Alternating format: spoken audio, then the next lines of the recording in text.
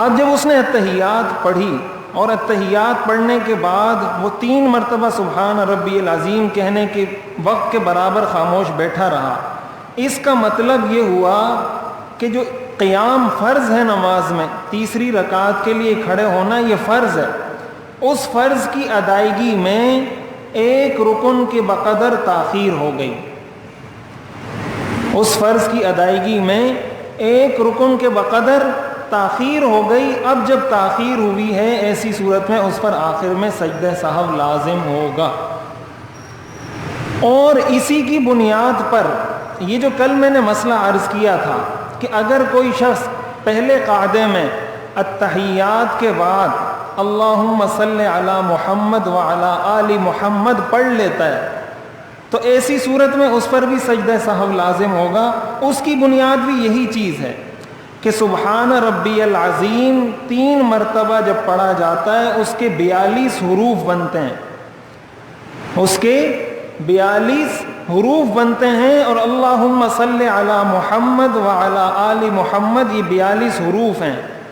تو اگر کسی نے التحیات کے بعد اللہم صلی علی محمد وعلی آل محمد یہاں تک پڑھ لیا،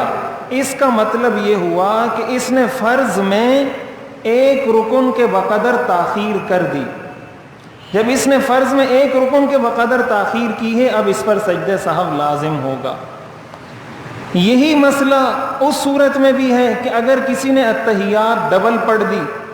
قاعدہ اولیٰ میں اگر کوئی شخص التحیات 2 دفعہ پڑھ لیتا ہے، 2 دفعہ کسی نے التحیات پڑھ لی، تو اب یہ بات آپ کو بالکل سمجھ آنی چاہیے کہ اس پر سجدہ سہو